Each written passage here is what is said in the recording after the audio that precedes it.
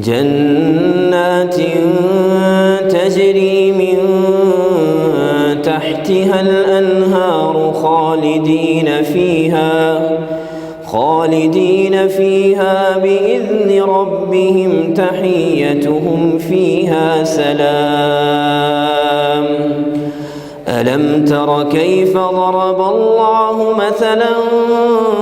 كلمة طيبة كشجرة طيبة أصلها ثابت وفرعها في السماء تؤتي أكلها كل حين بإذن ربها ويضرب الله الأمثال للناس لعلهم يتذكرون. ومثل كلمة خبيثة كشجرة خبيثة اجتثت من فوق الأرض ما لها من قرار. يثبت الله الذين آمنوا بالقول الثابت في الحياة الدنيا وفي الآخرة ويضل الله الظالمين ويفعل الله ما يشاء. ألم تر إلى الذين بدلوا نعمة الله كفرا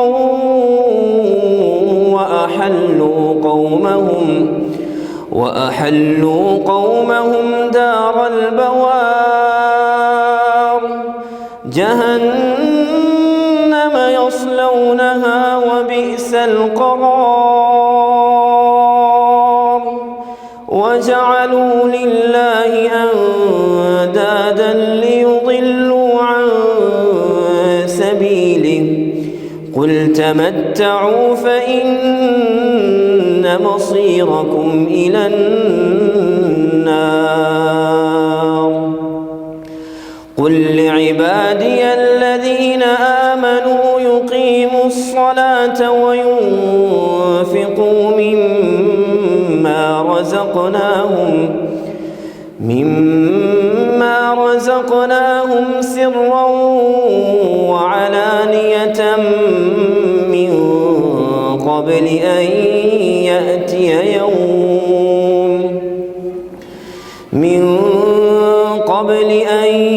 يأتي يوم لا بيع فيه ولا خلال. الله الذي خلق السماوات والأرض وأنزل من السماء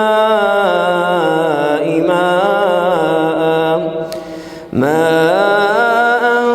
فأخرج به من الثمرات رزقا لكم وسخر لكم الفلك لتجري في البحر بأمره وسخر لكم الشمس والقمر دائبين وسخر لكم الليل والنهار وآتاكم من كل ما سألتموه وإن تعدوا نعمة الله لا تحصوها إن الإنسان لظلوم كفار. اس پروگرام کا پہلا درس شروع ہوا چاہتا ہے. محترم ڈاکٹر حافظ محمد اسحاق راحل صاحب تشریف لاتے ہیں اور ان کا موضوع ہے جنت میں رسول اکرم صلی اللہ علیہ وسلم کا ساتھ۔ ان الحمد لله نحمده ونستعينه ونستغفره ونعوذ بالله من شرور انفسنا ومن سيئات اعمالنا من يهده الله فلا مضل له ومن يضلل فلا هادي له واشهد ان لا اله الا الله وحده لا شريك له واشهد ان محمدا عبده ورسوله اللهم صل على محمد وعلى ال محمد كما صليت على إبراهيم وعلى آل إبراهيم إنك حميد مجيد اللهم بارك على محمد وعلى آل محمد كما باركت على إبراهيم وعلى آل إبراهيم إنك حميد مجيد أما بعد فإن خير الحديث كتاب الله وخير الهدي هدي محمد صلى الله عليه وسلم وشر الأمور محدثاتها وكل محدثة بدعة وكل بدعة ضلالة وكل ضلالة في النار أعوذ بالله من الشيطان الرجيم ومن يطع الله والرسول فأولئك مع الذين أنعم الله عليهم من النبيين والصديقين والشهداء والصالحين وحسن أولئك رفيقا ذلك الفضل من الله وَكَفَى بِاللَّهِ عَلِيمًا۔ قابل صد احترام دوستوں اور بھائیوں اور معززات ماؤں اور بہنوں،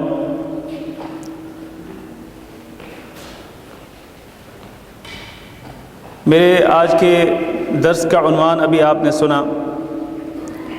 میں اپنا درس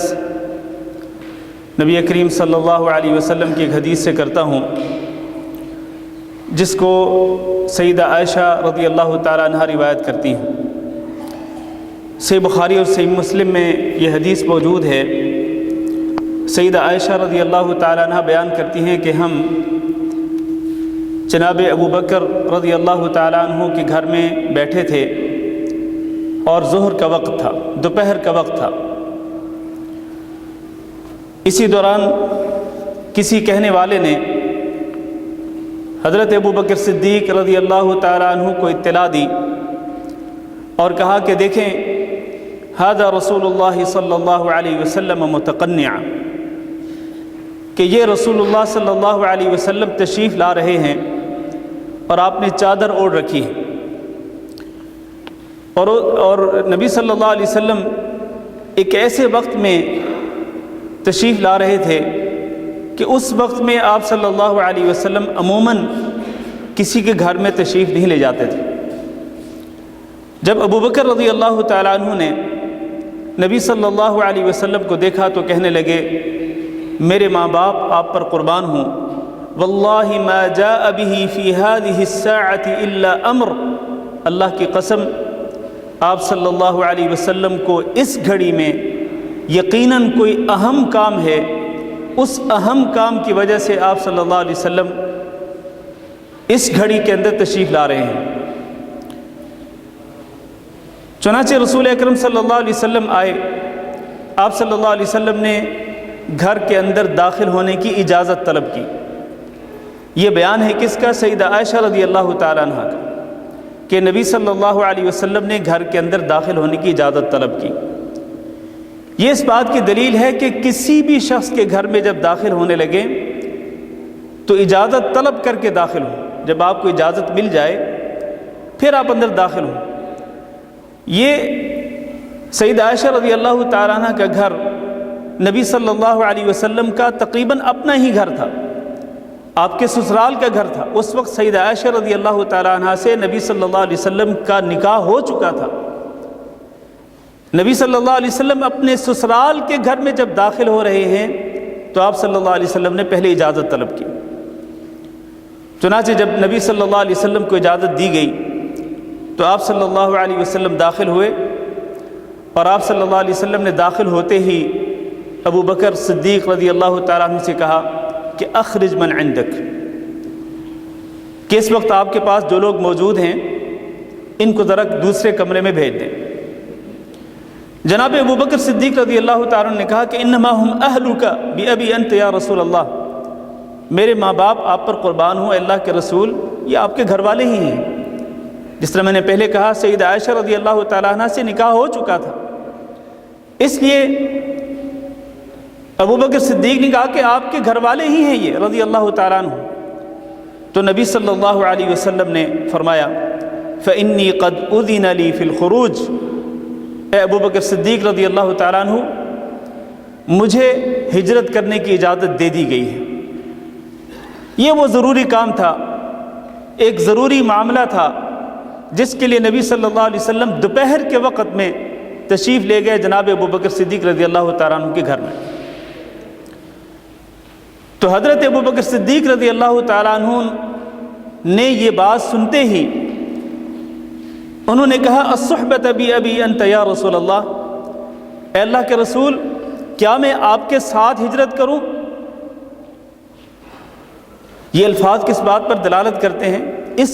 یہ الفاظ اس بات پر دلالت کرتے ہیں کہ ابو بکر صدیق رضی اللہ تعالیٰ عنہ نبی صلی اللہ علیہ وسلم کے ساتھ جانے کے خواہش مند تھے، اور اس لیے انہوں نے پہلے سے تیاری کر رکھی تھی، سواریاں تیار تھیں، سفر کا زاد راہ جو ہے وہ بھی تیار تھا۔ تو کہنے لگے اللہ کے رسول کیا آپ مجھے اجازت دیتے ہیں کہ میں آپ کے ساتھ ہجرت کروں؟ نبی صلی اللہ علیہ وسلم نے فرمایا کہ ہاں، میں بھی یہی چاہتا ہوں کہ آپ میرے ساتھ سفر کریں اور آپ میرے رفیق سفر بنیں۔ تو اس حدیث سے جو بات ثابت ہوتی ہے وہ یہ کہ نبی صلی اللہ علیہ وسلم کے صحابہ کرام رسول اکرم صلی اللہ علیہ وسلم کو اپنے قریب دیکھنا چاہتے تھے اور آپ صلی اللہ علیہ وسلم کے ساتھ رہنا چاہتے تھے، حضر میں بھی اور سفر میں بھی نبی صلی اللہ علیہ وسلم کے ساتھ رہنا چاہتے تھے اور آپ صلی اللہ علیہ وسلم کا قرب چاہتے تھے۔ یہ صحابہ کرام کی نبی صلی اللہ علیہ وسلم سے سچی محبت کی دلیل ہے کہ وہ ہر لمحہ ہر وقت وہ اس بات کے خواہش مند ہوتے کہ رسول اکرم صلی اللہ علیہ وسلم سامنے تشریف فرما ہوں، ہم آپ صلی اللہ علیہ وسلم کے چہرے انور کو دیکھیں، آپ صلی اللہ علیہ وسلم کی زیارت کریں، آپ صلی اللہ علیہ وسلم کے ساتھ رہیں، آپ صلی اللہ علیہ وسلم کی گفتگو سنیں اور آپ صلی اللہ علیہ وسلم کی گفتگو کو اپنے سینوں کے اندر محفوظ کر لیں۔ یہ صحابہ اکرام کا شوق تھا، یہ ان کا ولولہ تھا، یہ ان کا جذبہ تھا، ہر وقت رسول اکرم صلی اللہ علیہ وسلم کے ساتھ رہنے کا جذبہ۔ اور دوسری طرف رسول اکرم صلی اللہ علیہ وسلم بھی اپنے صحابہ اکرام سے بڑی محبت کرتے تھے اور آپ صلی اللہ علیہ وسلم اپنے صحابہ اکرام میں گھل مل جاتے تھے، اپنے صحابہ اکرام کا حال احوال پوچھتے تھے اور اپنے صحابہ اکرام سے دینی معاملات کے علاوہ ان کے گھریلو معاملات پر بھی گفتگو کرتے تھے۔ بلکہ صرف یہی نہیں، نبی صلی اللہ علیہ وسلم تو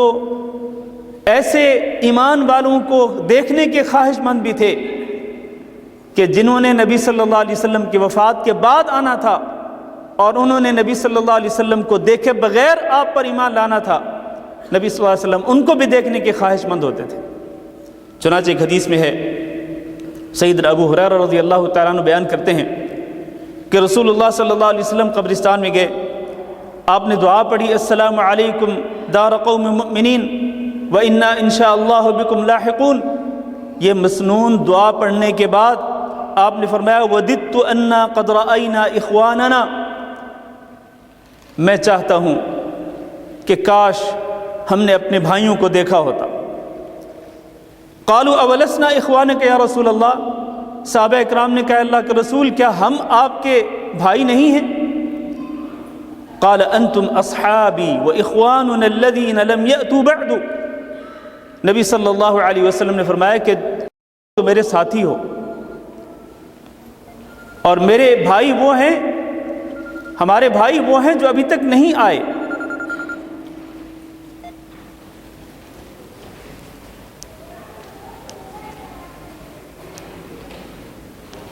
فرمایا ہمارے بھائی وہ ہیں جو ابھی تک نہیں آئے، یعنی ہمارے بعد نبی صلی اللہ علیہ وسلم کی وفات کے بعد آئیں گے اور آپ پر بن دکھے ایمان لائیں گے۔ آپ صلی اللہ علیہ وسلم نے ان کو دیکھنے کی خواہش کا اظہار فرمایا۔ تو یہ حدیث لمبی ہے، لیکن میں حدیث کا صرف اتنا ٹکڑا ہی ذکر کر کے آگے بڑھتا ہوں۔ اس سے صرف یہ ثابت کرنا مقصود ہے کہ نبی صلی اللہ علیہ وسلم اپنے بعد آنے والے اہل ایمان کو دیکھنے کی خواہش رکھتے تھے، اور ان میں ہم جیسے گناہگار بھی شامل ہیں۔ تو کیا ہمارے اندر بھی یہ رغبت ہے، اور ہمارے اندر بھی یہ شوق ہے، ہمارے اندر بھی یہ جذبہ اور یہ ولولہ ہے کہ ہم نبی صلی اللہ علیہ وسلم کو دیکھیں، اور ہمیں نبی صلی اللہ علیہ وسلم کا قرب حاصل ہو، ہمیں نبی صلی اللہ علیہ وسلم کا ساتھ نصیب ہو؟ اور ظاہر ہے کہ ہر سچے ایمان والا شخص، جو بھی سچا مومن ہے، اس کے اندر یہ تڑپ ہوتی ہے، اس کے اندر یہ شوق ہوتا ہے، یہ جذبہ ہوتا ہے، یہ ولولہ ہوتا ہے کہ کاش وہ بھی نبی صلی اللہ علیہ وسلم کو دیکھ لے، کاش اسے نبی صلی اللہ علیہ وسلم کا ساتھ نصیب ہو۔ اور ظاہر ہے کہ یہ دنیا میں تو ممکن نہیں، آخرت میں ہی ممکن ہے۔ تو آئیے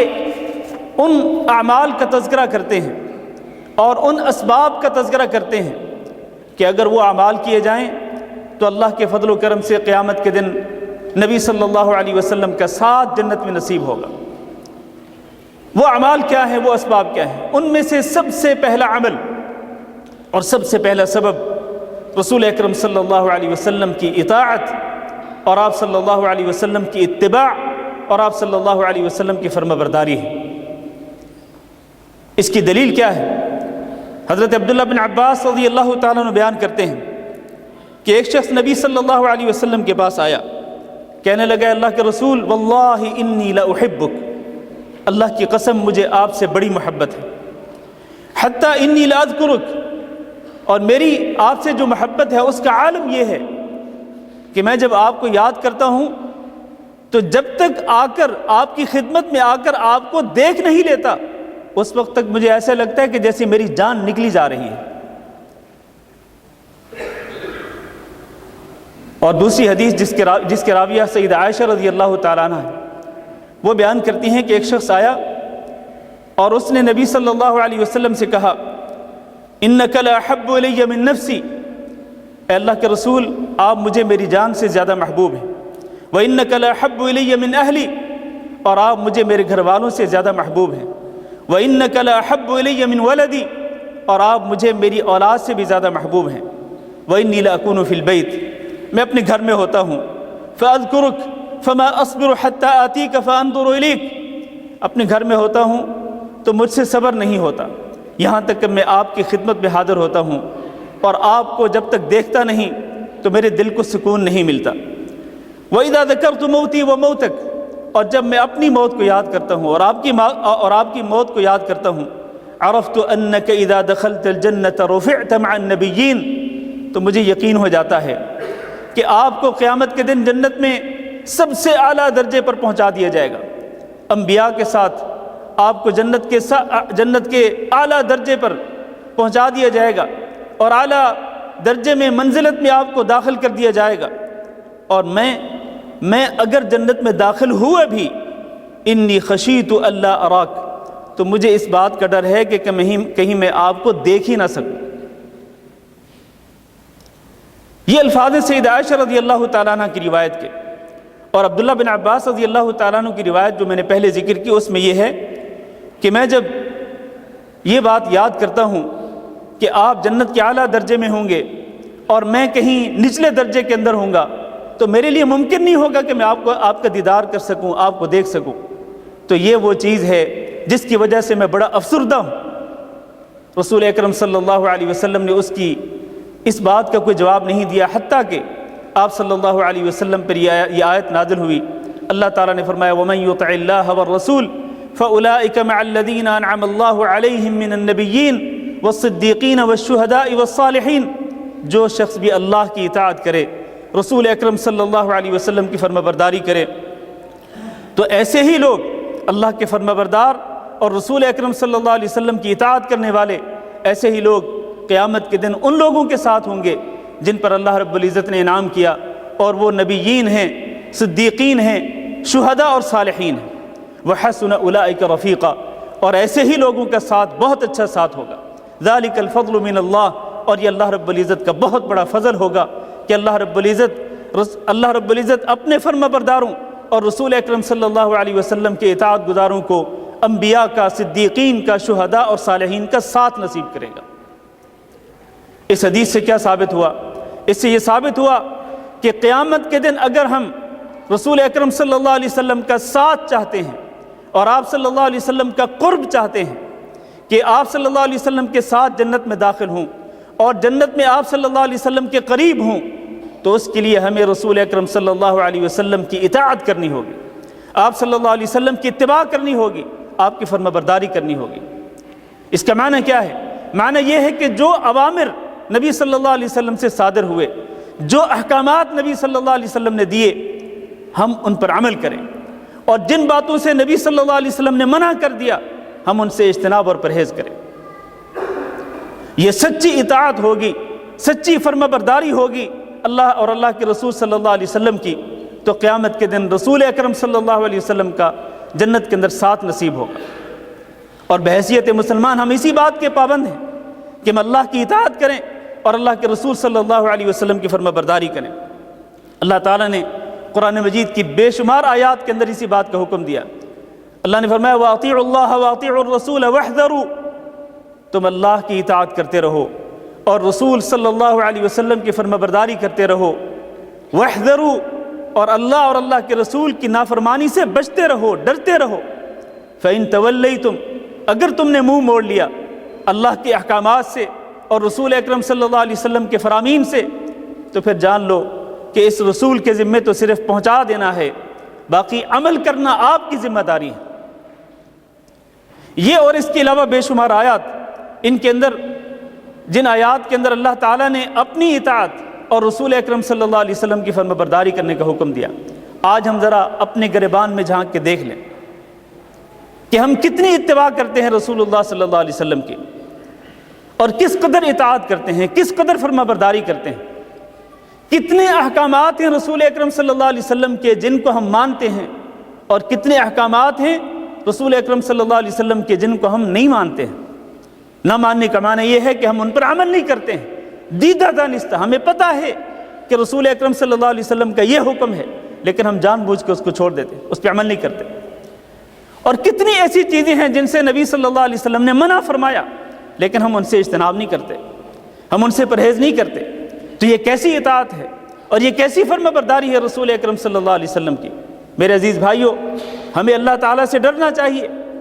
اللہ تعالیٰ نے فرمایا فَلْيَحْذَرِ الَّذِينَ يُخَالِفُونَ عَنْ أَمْرِهِ أَن تُصِيبَهُمْ فِتْنَةٌ أَوْ يُصِيبَهُمْ عَذَابٌ أَلِيمٌ،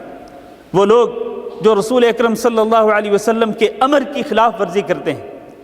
آپ صلی اللہ علیہ وسلم کے حکم کی مخالفت کرتے ہیں، انہیں ڈرنا چاہیے کہ کہیں ایسا نہ ہو کہ ان پر اللہ تعالیٰ کی طرف سے کوئی آزمائش آ جائے یا ان پر دردناک عذاب آ جائے۔ تو یہ وہ پہلا سبب ہے، پہلا عمل ہے جس کے ذریعے جنت کے اندر رسول اکرم صلی اللہ علیہ وسلم کا ساتھ نصیب ہو سکتا ہے۔ اللہ تعالیٰ سے دعا کرتے ہیں کہ اللہ رب العزت ہمیں اپنی اور اپنے پیارے حبیب جناب محمد صلی اللہ علیہ وسلم کی اطاعت اور فرما برداری کرنے کی توفیق دے۔ دوسرا سبب نبی صلی اللہ علیہ وسلم کی سچی محبت، اور آپ کو یہ معلوم ہے کہ اللہ کے رسول صلی اللہ علیہ وسلم سے اپنی جان سے بھی بڑھ کر، اپنی جان سے بھی زیادہ محبت کرنا ضروری ہے، اپنی اولاد سے زیادہ، اپنے والدین سے زیادہ اور دیگر تمام لوگوں سے زیادہ، حتیٰ کہ اپنی جان سے بھی زیادہ نبی صلی اللہ علیہ وسلم سے محبت کرنا ضروری ہے۔ اللہ کے رسول صلی اللہ علیہ وسلم نے فرمایا لا یؤمن احدکم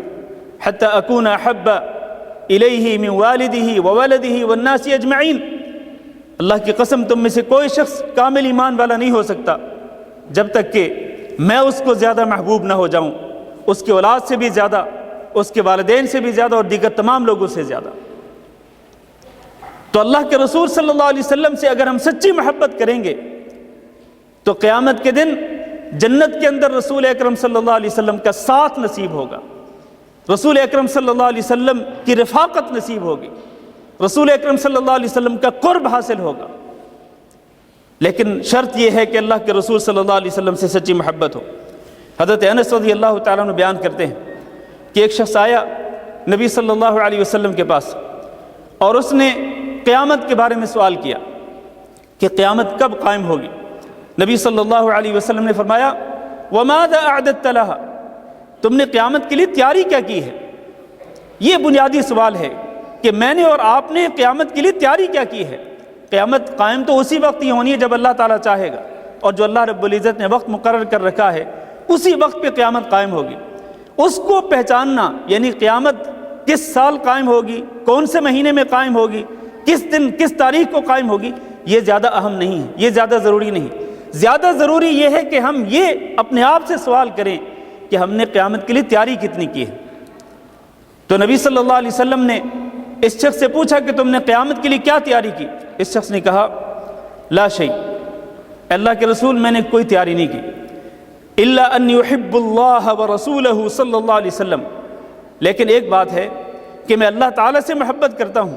اور اللہ کے رسول صلی اللہ علیہ وسلم سے محبت کرتا ہوں۔ نبی صلی اللہ علیہ وسلم نے فرمایا انت مع من احببت، تم قیامت کے دن بھی اسی کے ساتھ ہوگے جس سے تم محبت کرتے ہو۔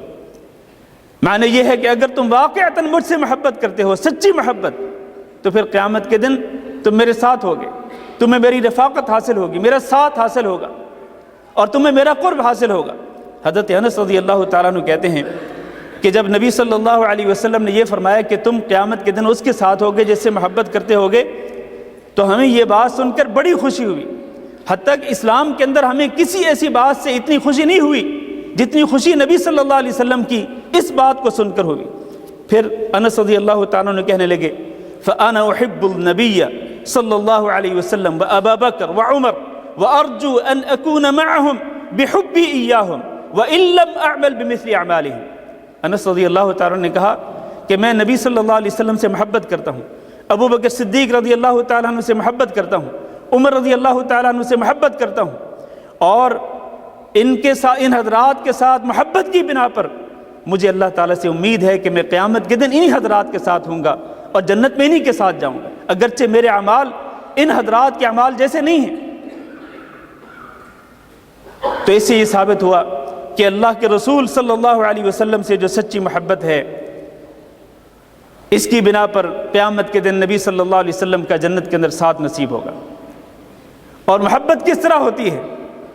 محبت ایک زبان کے ساتھ ہوتی ہے اور دل کے ساتھ ہوتی ہے، اور دوسری محبت جو ہے وہ عمل کے ساتھ ہوتی ہے۔ آج اگر ہم اپنا جائزہ لیں تو ہماری محبت زیادہ تر زبانی کلامی ہے، صرف کلام کی حد تک، گفتگو کی حد تک رسول اکرم صلی اللہ علیہ وسلم سے محبت کے دعوے کرتے ہیں، لیکن عملی طور پر بہت کم ایسا ہے، جبکہ عمل شرط ہے سچی محبت کے لیے، اور عمل سچا تقاضا ہے سچی محبت کے لیے۔ اللہ رب العزت نے قرآن مجید کے اندر فرمایا قُلْ إِن كُنتُمْ تُحِبُّونَ اللَّهَ فَاتَّبِعُونِي، آپ کہہ دیجئے کہ اگر تمہیں اللہ تعالیٰ سے محبت ہے تو پھر اس کا عملی ثبوت پیش کرو کہ تم میری اتباع کرو، یعنی رسول اکرم صلی اللہ علیہ وسلم کی اتباع کرو۔ اتباع کرو گے تو سچی محبت ہوگی، اور اگر تم رسول اکرم صلی اللہ علیہ وسلم کی اتباع کرو گے یحببکم اللہ، پھر اللہ تعالیٰ تم سے محبت کر لے گا، وَيَغْفِرْ لَكُمْ ذُنُوبَكُمْ، اور اللہ تعالیٰ تمہارے گناہوں کو معاف کر دے گا۔ اور ایک حدیث میں نبی صلی اللہ علیہ وسلم نے ارشاد فرمایا ان الاسلام بدأ غریبا وسيعود غریبا فطوبى للغرباء، اسلام غربت کی حالت میں، بیچارگی کی حالت میں شروع ہوا، اور عنقریب ایک وقت آئے گا کہ پھر وہی حالت لوٹ آئے گی جو ابتدا میں تھی، لہذا غرباء کے لیے بہت بڑی خوشخبری ہے۔ پوچھا گیا من الغرباء یا رسول اللہ، اللہ کے رسول وہ غرباء کون ہیں جن کے لیے آپ خوشخبری کا ذکر کر رہے ہیں؟ تو نبی صلی اللہ علیہ وسلم نے فرمایا الذین یحیون سنتی ویعلمونها عباد اللہ، یہ غرباء وہ ہیں جو میری سنت کو زندہ کریں گے اور میری سنت کی تعلیم اللہ کے بندوں کو دیں گے۔ اس سے ثابت ہوا کہ اللہ کے رسول صلی اللہ علیہ وسلم سے محبت کا لازمی تقاضا یہ ہے کہ آپ صلی اللہ علیہ وسلم کی اتباع کی جائے، آپ صلی اللہ علیہ وسلم کی سنت کی پیروی کی جائے، آپ صلی اللہ علیہ وسلم کے فرامین اور آپ کے احکامات پر عمل کیا جائے، تبھی ہماری محبت جو ہے وہ سچی محبت ہوگی۔ اللہ تعالیٰ سے دعا کرتے ہیں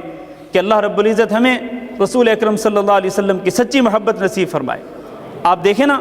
ابو طالب کو نبی صلی اللہ علیہ وسلم سے محبت تھی کہ نہیں تھی؟ کیا خیال ہے آپ کا؟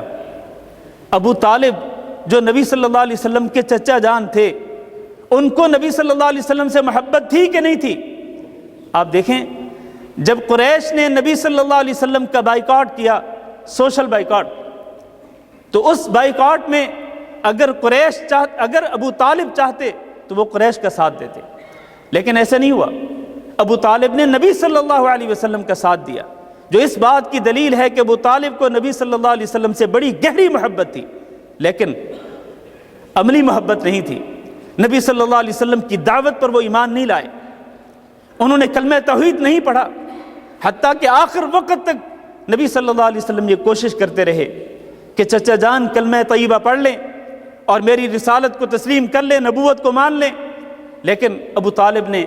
نبی صلی اللہ علیہ وسلم کی بات نہیں مانی۔ تو ایسی محبت جو ہے وہ قطعاً کارگر ثابت نہیں ہوگی، ایسی محبت جو ہے وہ قطعاً فائدہ مند ثابت نہیں ہوگی۔ محبت وہ فائدہ مند ہوگی جس میں آپ عملی طور پر ثابت کریں گے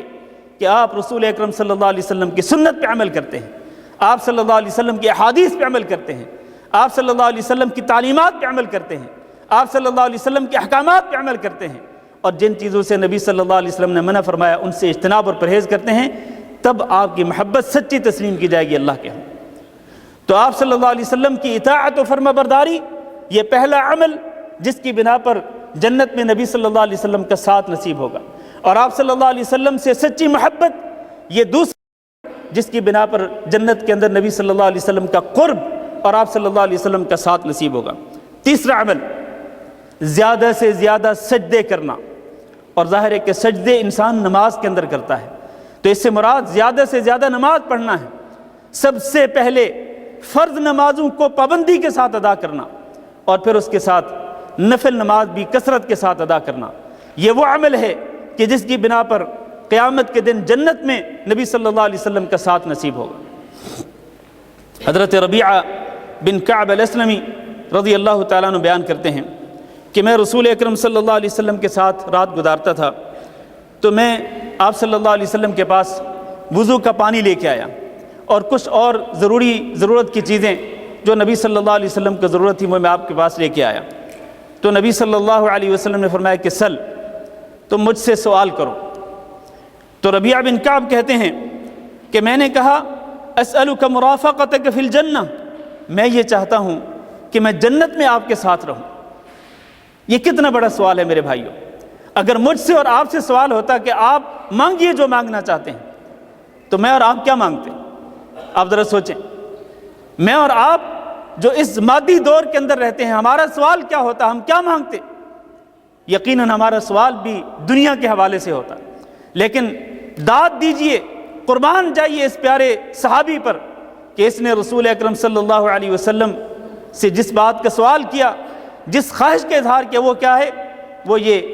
کہ کہنے لگے میں جنت میں آپ کے ساتھ رہنا چاہتا ہوں، آپ کی رفاقت مجھے مطلوب ہے، آپ کا ساتھ مجھے مطلوب ہے۔ نبی صلی اللہ علیہ وسلم نے فرمایا وغیر ذالک، کیا اس کے علاوہ کوئی اور بھی چیز ہے؟ تو صحابی نے کہا نہیں، بس مجھے اگر یہی چیز مل جائے کہ میں جنت میں آپ کے ساتھ ہوں تو اس کے بعد مجھے کوئی اور چیز نہیں چاہیے۔ نبی صلی اللہ علیہ وسلم نے فرمایا فَأَعِنِّي عَلَى نَفْسِكَ بِكَثْرَةِ السُّجُودِ، اگر تو واقعتاً تم جنت میں میرے ساتھ رہنا چاہتے ہو تو پھر اپنے نفس پر میری مدد کرو زیادہ سے زیادہ سجدوں کے ساتھ۔ معنی یہ ہے کہ زیادہ سے زیادہ سجدے کرو، زیادہ سے زیادہ نماز پڑھو۔ فرض نماز تو پڑھنی ہی پڑھنی ہے، فرض نماز کے علاوہ نفل نماز بھی کثرت کے ساتھ ادا کرو، زیادہ سجدے کرو گے تو اس طرح جنت میں تمہیں میرا ساتھ نصیب ہوگا۔ اس حدیث سے یہ بھی ثابت ہوتا ہے کہ جنت میں نبی صلی اللہ علیہ وسلم کا ساتھ صرف زبانی کلامی محبت کے دعوے پر نہیں بلکہ عمل کرنے پر نبی صلی اللہ علیہ وسلم کا ساتھ نصیب ہوگا۔ نبی صلی اللہ علیہ وسلم نے اپنے صحابی کو عمل کی ترغیب دی کہ تم زیادہ سے زیادہ نماز پڑھو، فرض نمازوں کے علاوہ زیادہ سے زیادہ نفل نماز پڑھو، تب تمہیں جنت میں میرا ساتھ نصیب ہوگا۔ حضرت ثوبان رضی اللہ تعالیٰ عنہ بیان کرتے ہیں کہ نبی صلی اللہ علیہ وسلم نے فرمایا علیک بکثرۃ السجود فإنک لا تسجد للہ سجدۃ الا رفعک اللہ بها درجہ وحط عنک بها خطیئہ، کہ اے ثوبان تم زیادہ سے زیادہ سجدے کیا کرو۔ کیوں؟ اس لیے کہ تم جو سجدہ بھی اللہ کی رضا کی خاطر کرو گے، اس ہر سجدے کے بدلے میں اللہ رب العزت جنت کے اندر تیرا ایک درجہ بلند کر دے گا، اور اس کے بدلے میں اللہ تعالیٰ تیرے گناہوں کو معاف کر دے گا۔ تو یہ کثرت کے ساتھ سجدے کرنا، کثرت کے ساتھ نفل عبادت کرنا، یہ اس کی بڑی فضیلت ہے۔ اور یہ آپ کو معلوم ہے کہ فرائض کے اندر جو کمی کوتاہی رہ جاتی ہے، اس کمی کوتاہی کو کس کے ساتھ پورا کیا جائے گا؟ فرائض کی کمی کوتاہی کو نوافل کے ساتھ پورا کیا جائے گا۔ چنانچہ رسول اکرم صلی اللہ علیہ وسلم نے فرمایا کہ اول ما یحاسب به العبد یوم القیامت صلاتہ، کہ قیامت کے دن بندے کا جس عمل پر سب سے پہلے حساب لیا جائے گا وہ اس کی نماز ہے۔ فإن كان أتمها كتبت له تامہ، اگر اس نے نماز مکمل ادا کی ہوگی اس کے لیے مکمل نماز لکھ دی جائے گی۔ وإن لم يكن أتمها، اور اگر اس نے فرض نمازوں کو مکمل طور پہ نہیں پڑھا ہوگا، فرض نمازوں کے اندر اگر کہیں نقص رہا ہوگا، قال اللہ لملائکتہ، تو اللہ تعالیٰ فرشتوں سے کہے گا انظروا هل تجدوا لعبدی من تطوع فتکملون بها فریضتہ، اے فرشتوں دیکھو ذرا کیا اس کے نام اعمال میں نفل نماز بھی موجود ہے کہ نہیں؟ اگر نفل نماز موجود ہو تو اس کی فرض نمازوں کے اندر جو نقص ہے، جو کمی پائی جاتی ہے، اس کو پورا کر دو۔ تو اس سے ثابت یہ ہوا کہ نوافل کے ساتھ فرائض کے اندر ہونے والی کمی کوتاہی کو پورا کیا جائے گا قیامت کے دن۔ اسی طرح زکوٰۃ ہے، اسی طرح روزے، اور اسی طرح باقی اعمال ہیں۔ تو نبی صلی اللہ علیہ وسلم نے اپنے اس پیارے صحابی کو جس چیز کی طرف رہنمائی کی اور جس عمل کی ترغیب دی وہ کیا ہے؟ وہ یہ ہے کہ آپ زیادہ سے زیادہ نفلی عبادت کیا کریں، زیادہ سے زیادہ نفل نماز پڑھا کریں۔ اور اگر ہم ذرا غور کریں، ہم روزانہ جو نماز پڑھتے ہیں اس میں کتنے سجدے ہوتے ہیں؟ آپ فرض نمازوں کی جو فرض رکعات ہیں ان کو شمار کریں تو دن اور رات میں ہم 17 رکعات پڑھتے ہیں، 17 رکعات، اور ہر رکعت میں آپ کو معلوم ہے کہ 2 سجدے ہوتے ہیں۔ تو 17 رکعات کے ٹوٹل سجدے کتنے ہوئے؟ 17 رکعات کے ٹوٹل سجدے کتنے ہوئے؟ یہ کوئی مشکل سوال ہے؟ یہ کتنے سجدے ہوئے 17 رکعات کے؟ 34۔ اور فرض نمازوں سے پہلے اور فرض نمازوں کے بعد جو ہم سنتیں پڑھتے ہیں، جن کے بارے میں رسول اکرم صلی اللہ علیہ وسلم نے فرمایا کہ جو شخص 12 رکعات پڑھے فرض نمازوں سے پہلے اور فرض نمازوں کے بعد تو اللہ تعالیٰ اس کے لیے جنت کے اندر ایک گھر بنا دیتا ہے۔ تو ان 12 رکعات کے سجدے بھی شمار کریں، وہ کتنے بنتے ہیں؟ 24۔ 34 اور 24 کتنے ہو گئے جی؟ 58، 58 سجدے۔ گویا کہ کم از کم 58 سجدے ہم روزانہ کرتے ہیں۔ اس کے علاوہ بھی اگر آپ تہجد کی نماز پڑھیں تو پھر سجدوں کی تعداد اور بڑھ جائے گی۔ اگر آپ اشراق پڑھیں، نماز چاشت پڑھیں، عام نفل نماز پڑھیں، جو مطلق نفل نماز ہوتی ہے وہ پڑھیں تو یقیناً سجدوں کی تعداد اور زیادہ بڑھ سکتی ہے۔ تو رسول اکرم صلی اللہ علیہ وسلم نے اس صحابی کو جس عمل کی ترغیب دی جنت میں اپنا ساتھ پانے کے لیے، وہ ہے کثرت سے سجدے کرنا، یعنی کثرت کے ساتھ نفل نماز ادا کرنا۔ اللہ تعالیٰ سے دعا کرتے ہیں کہ اللہ رب العزت ہمیں اس بات کی توفیق دے۔ چوتھا عمل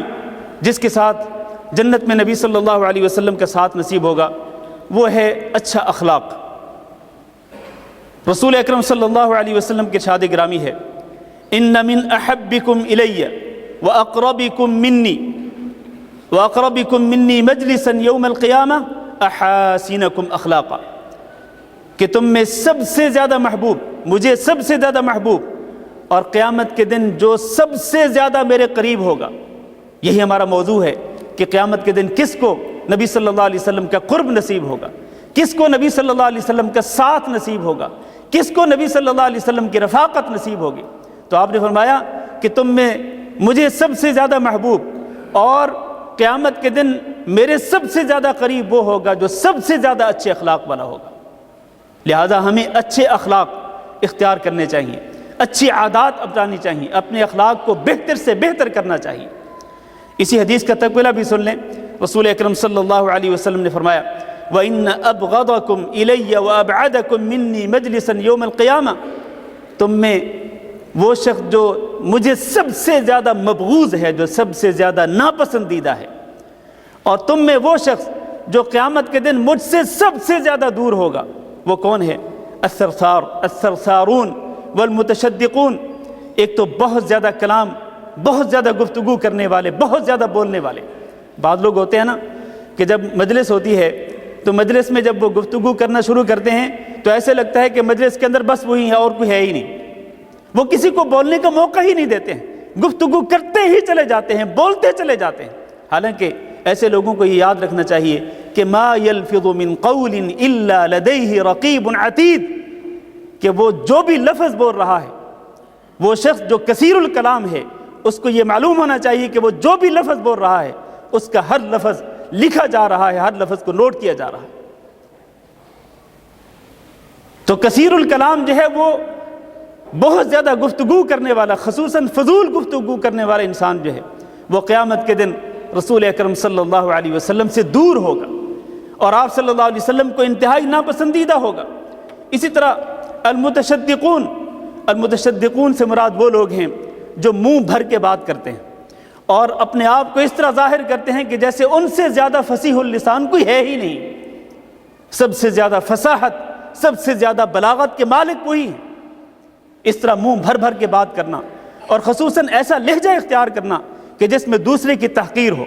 دوسرے کا استہزاء ہو، اس طرح کی گفتگو کرنے والا انسان جو ہے وہ قیامت کے دن رسول اکرم صلی اللہ علیہ وسلم سے انتہائی دور ہوگا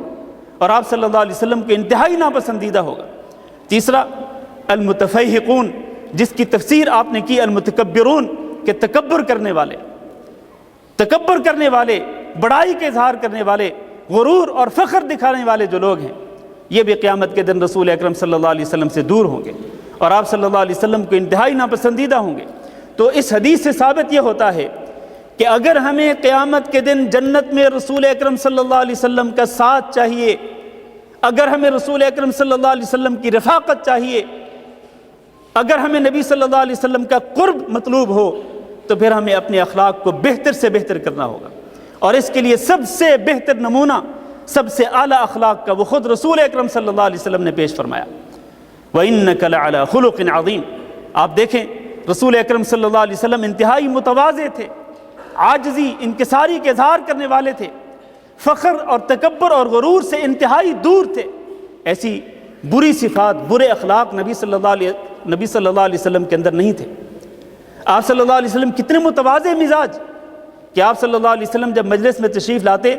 تو آپ کو یہ بات پسند نہیں ہوتی تھی کہ لوگ آپ کو دیکھ کر کے کھڑے ہو جائیں. آپ صلی اللہ علیہ وسلم لوگوں میں گھل مل جاتے تھے اور آپ صلی اللہ علیہ وسلم اپنے صحابہ کرام سے محبت کرتے تھے، ان سے پیار کرتے تھے، ان سے رحمدلی کے ساتھ پیش آتے تھے. حتیٰ کہ کوئی لونڈی بھی آتی مدینہ کی لونڈیوں میں سے اور وہ نبی صلی اللہ علیہ وسلم سے خلوت میں گفتگو کرنا چاہتی تو وہ بھی اس میں کامیاب ہو جاتی تھی. وہ آتی، نبی صلی اللہ علیہ وسلم کا ہاتھ پکڑتی، ایک سائڈ پہ لے کے چلے جاتی اور آپ صلی اللہ علیہ وسلم سے گفتگو کر لیتی. کتنی تواضع اور کتنا اعلیٰ اخلاق نبی صلی اللہ علیہ وسلم کا. آپ صلی اللہ علیہ وسلم مسلمانوں کے جنازوں میں شریک ہوتے تھے، بیماروں کی عیادت کے لیے جاتے تھے، زیارت کے لیے جاتے تھے. حتیٰ کہ کوئی غلام اگر نبی صلی اللہ علیہ وسلم کو دعوت دیتا تو آپ صلی اللہ علیہ وسلم وہ دعوت بھی قبول کرتے تھے. یہ اور اس کے علاوہ اور بہت ساری مثالیں دی جا سکتی ہیں لیکن وقت کم ہے. خلاصہ یہ ہے کہ حسن اخلاق کی بدولت، حسن اخلاق کی بنا پر قیامت کے دن اللہ کے فضل و کرم سے نبی صلی اللہ علیہ وسلم کا ساتھ جنت کے اندر نصیب ہو سکتا ہے. نبی صلی اللہ علیہ وسلم نے فرمایا اثقل شیء فی المیزان یوم القیامہ الخلق الحسن. میزان میں، ترازو میں سب سے زیادہ وزنی چیز جو ہے وہ اچھا اخلاق ہوگا. اچھے اخلاق کے ذریعے آپ اپنے میزان کو، نیکیوں والے پلڑے کو زیادہ سے زیادہ وزنی بنا سکتے ہیں، زیادہ سے زیادہ آپ اس کو بوجھل بنا سکتے ہیں. اللہ تعالیٰ سے دعا کرتے ہیں کہ اللہ ہمیں اچھے اخلاق اپنانے اور اپنے اخلاق کو بہتر سے بہتر کرنے کی توفیق دے. پانچواں عمل جس کے ساتھ قیامت کے دن نبی صلی اللہ علیہ وسلم کا ساتھ نصیب ہو سکتا ہے، آپ صلی اللہ علیہ وسلم کا قرب نصیب ہو سکتا ہے، وہ یہ ہے کہ آپ صلی اللہ علیہ وسلم پر کثرت کے ساتھ درود پڑھا جائے، آپ صلی اللہ علیہ وسلم پر کثرت کے ساتھ درود بھیجا جائے. اس کا اللہ تعالیٰ نے حکم دیا ہے ان اللہ وملائکتہ یصلون علی النبی، کہ اللہ رب العزت اپنے پیارے حبیب جناب محمد صلی اللہ علیہ وسلم کی ثنا کرتے ہیں. اللہ رب العزت نبی صلی اللہ علیہ وسلم کی تعریف کرتے ہیں فرشتوں کے سامنے، اور فرشتے نبی صلی اللہ علیہ وسلم کے رفع درجات کے لیے دعا کرتے ہیں. لہٰذا یا ایھا الذین آمنوا صلوا علیہ وسلموا تسلیما، اے ایمان والو تم بھی نبی صلی اللہ علیہ وسلم پر درود بھیجا کرو اور خوب سلام بھیجا کرو۔ جب یہ آیت نازل ہوئی تو صحابہ کرام نے کہا اللہ کے رسول ہمیں سلام کا تو پتہ ہے کہ ہم کس طرح آپ کی خدمت میں سلام پیش کریں،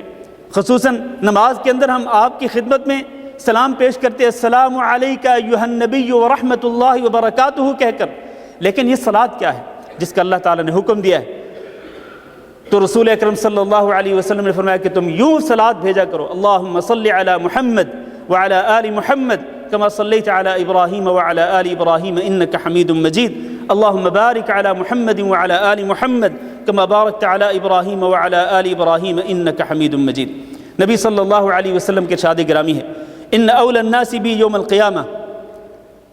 اکثرہم علی صلاۃ، لوگوں میں سے سب سے زیادہ قریب میرے وہ ہوگا جو میرے اوپر سب سے زیادہ درود بھیجتا ہوگا۔ تو اس سے معلوم یہ ہوا کہ قیامت کے دن جنت میں رسول اکرم صلی اللہ علیہ وسلم کا ساتھ اور آپ صلی اللہ علیہ وسلم کی رفاقت اور آپ کا قرب جو ہے وہ کس عمل کی بنا پر نصیب ہوگا؟ وہ یقیناً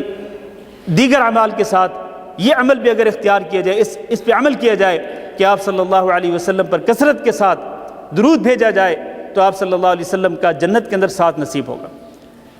اور نبی صلی اللہ علیہ وسلم پر درود بھیجنے کے اور بھی بہت سارے فضائل ہیں۔ نبی صلی اللہ علیہ وسلم نے فرمایا کہ جو شخص ایک مرتبہ میرے اوپر درود بھیجے گا اللہ تعالیٰ اس پر 10 مرتبہ رحمت نازل فرمائے گا۔ دوسری حدیث میں یہ فرمایا کہ اللہ تعالیٰ اس کے 10 گناہوں کو معاف کر دے گا، اللہ تعالیٰ اس کے 10 درجات کو بلند کر دے گا۔ اور ایک حدیث میں فرمایا کہ جو شخص صبح کے وقت 10 مرتبہ درود بھیجے اور شام کے وقت بھی مجھ پر 10 مرتبہ درود بھیجے تو اس کو قیامت کے دن میری شفاعت نصیب ہوگی۔ اور ابی بن کعب رضی اللہ تعالیٰ عنہ کی حدیث سے یہ ثابت ہوتا ہے کہ جو شخص کثرت کے ساتھ نبی صلی اللہ علیہ وسلم پر درود بھیجے تو اللہ تعالیٰ اس کو ایک تو پریشانیوں سے نجات دے گا اور دوسرا اللہ رب العزت اس کے گناہوں کو معاف کر دے گا۔ یہ اور اس کے علاوہ بہت سارے فضائل ہیں۔ تو یہ 5واں عمل۔ چھٹا عمل جس کے ساتھ جنت میں نبی صلی اللہ علیہ وسلم کا ساتھ اور آپ کا قرب نصیب ہو سکتا ہے وہ ہے یتیم کی کفالت کرنا۔ نبی صلی اللہ علیہ وسلم نے ارشاد فرمایا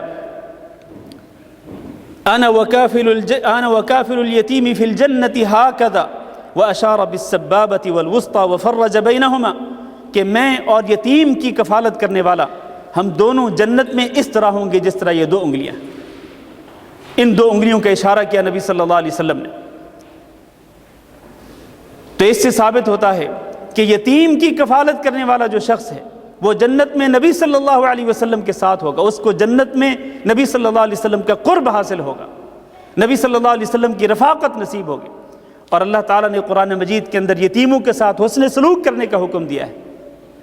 یتیموں پر مال خرچ کرنے کا حکم دیا ہے۔ اور اگر کوئی شخص یتیم کے مال کا سرپرست ہو تو اس کو اس کی مصلحت کے لیے خرچ کرنے کا حکم دیا، نہ یہ کہ انسان جو یتیم کے مال کا سرپرست ہو وہ اس کا مال اپنی مصلحت کے لیے خرچ کرے، اس سے اللہ تعالیٰ نے منع فرمایا۔ بلکہ اللہ رب العزت نے یہ بھی فرمایا کہ ان الذین یأکلون اموال الیتامی ظلما انما یأکلون فی بطونہم نارا وسیصلون سعیرا، جو لوگ ظلم کرتے ہوئے یتیموں کا مال کھاتے ہیں تو وہ جہنم میں داخل ہوں گے، ان کو اللہ رب العزت جہنم کے اندر داخل کرے گا جو دنیا کے اندر یتیموں کا مال کھاتے ہیں۔ تو یتیموں کا مال کھانے کی بجائے یتیموں کی کفالت کرنی چاہیے، یتیموں کے ساتھ محبت کرنی چاہیے، ان سے پیار کرنا چاہیے، ان کے سر پہ ہاتھ پھیرنا چاہیے۔ یتیموں کی اگر آپ سرپرستی کریں گے، ان کی کفالت کریں گے تو جنت کے اندر رسول اکرم صلی اللہ علیہ وسلم کی رفاقت نصیب ہوگی۔ 7واں عمل بیٹیوں کی پرورش کرنا، بیٹیوں کی پرورش کے اہتمام کرنا۔ رسول اکرم صلی اللہ علیہ وسلم نے ارشاد فرمایا من عال جاریتین حتی تدرک دخلت انا وهو فی الجنت کہاتین، جو شخص 2 بیٹیوں کی کفالت کرے، ان کی پرورش کرے یہاں تک کہ وہ بالغ ہو جائیں تو میں اور وہ، یعنی وہ باپ جو 2 بیٹیوں کی کفالت کرتا رہا اور ان کی تربیت کرتا رہا، ان کی اچھے طریقے سے تعلیم و تربیت کا اہتمام کرتا رہا، تو میں اور وہ جنت میں اس طرح ہوں گے جس طرح یہ 2 انگلیاں ہیں۔ تو بیٹی باعث رحمت ہوتی ہے، بیٹی کی تربیت کرنا، بیٹی کی پرورش کرنا اور بیٹی کی تعلیم کا اہتمام کرنا اور پھر اچھا رشتہ، مناسب رشتہ ڈھونڈ کر اس کی شادی کر دینا، اس میں بڑے فضائل ہیں، جبکہ اس سے پہلے آپ کو معلوم ہے کہ جاہلیت کے دور میں بیٹیوں کو باعث عار سمجھا جاتا تھا اور لوگ بیٹیوں کو زندہ درگور کر دیا کرتے تھے۔ اسلام نے اس کی حوصلہ شکنی کی ہے، اسلام نے اس بات کی حوصلہ افزائی کی ہے کہ بیٹیوں کو باعث رحمت سمجھو، ان کی کفالت کرو، ان کی تربیت کرو، ان کی تعلیم و تربیت کا اہتمام کرو۔ تو یہ وہ عمل ہے کہ جس کے ساتھ آپ قیامت کے دن نبی صلی اللہ علیہ وسلم کا ساتھ حاصل کر سکتے ہیں جنت کے اندر۔ آخری سبب، آخری عمل ذکر کر کے میں اپنا درس ختم کرتا ہوں، جس کی بنا پر قیامت کے دن نبی صلی اللہ علیہ وسلم کا ساتھ جنت کے اندر حاصل ہوگا، وہ عمل کیا ہے؟ وہ عمل ہے اللہ تعالیٰ سے اس بات کا سوال کرنا، اللہ تعالیٰ سے یہ دعا کرنا کہ اے اللہ مجھے جنت کے اندر نبی صلی اللہ علیہ وسلم کا ساتھ نصیب فرمانا۔ حضرت عبداللہ بن مسعود رضی اللہ تعالیٰ عنہ کی حدیث ہے کہ وہ مسجد کے اندر نماز پڑھ رہے تھے، اسی دوران رسول اکرم صلی اللہ علیہ وسلم اپنے دو ساتھیوں کے ساتھ مسجد میں داخل ہوئے۔ دو ساتھیوں سے مراد جناب ابوبکر صدیق رضی اللہ تعالیٰ عنہ اور جناب عمر بن خطاب رضی اللہ تعالیٰ عنہ۔ نبی صلی اللہ علیہ وسلم ان دونوں صحابہ کرام کے ساتھ مسجد میں داخل ہوئے۔ ابن مسعود نماز پڑھ رہے تھے، سورۃ النساء کی تلاوت کر رہے تھے، حتیٰ کہ سورۃ النساء کی تقریباً 100 آیات جب انہوں نے پڑھ لی تو اس کے بعد انہوں نے دعا کرنا شروع کر دی۔ نبی صلی اللہ علیہ وسلم نے جب یہ دیکھا تو آپ صلی اللہ علیہ وسلم نے فرمایا اسأل تعطى اسأل تعطى، اے ابن مسعود تم اللہ تعالیٰ سے مانگتے جاؤ، اللہ تعالیٰ تمہیں دیتا جائے گا، تم سوال کرتے جاؤ، اللہ تعالیٰ تمہارا سوال پورا کرتا چلا جائے گا۔ پھر نبی صلی اللہ علیہ وسلم نے فرمایا من سرہ ان یقرأ القرآن غضا کما انزل فلیقرأہ بقراءۃ ابن ام عبد، کہ جو شخص یہ چاہتا ہو کہ وہ قرآن مجید کو اس طرح پڑھے جس طرح کہ ابھی تازہ تازہ نازل ہوا، تو وہ اس طرح پڑھے قرآن مجید کو جس طرح یہ ابن ام عبد پڑھ رہے تھے، یعنی ابن مسعود پڑھ رہے تھے۔ اب یہ ساری گفتگو نبی صلی اللہ علیہ وسلم کی ابن مسعود رضی اللہ تعالیٰ عنہ نے سنی نماز کے اندر۔ اگلے دن جناب ابوبکر صدیق رضی اللہ تعالیٰ عنہ آئے ابن مسعود رضی اللہ تعالیٰ عنہ کے پاس، ابن مسعود کو یہی بشارت دینے کے لیے کہ نبی صلی اللہ علیہ وسلم نے آپ کی قرات سنی اور آپ کی قرات سن کر یہ ارشاد فرمایا۔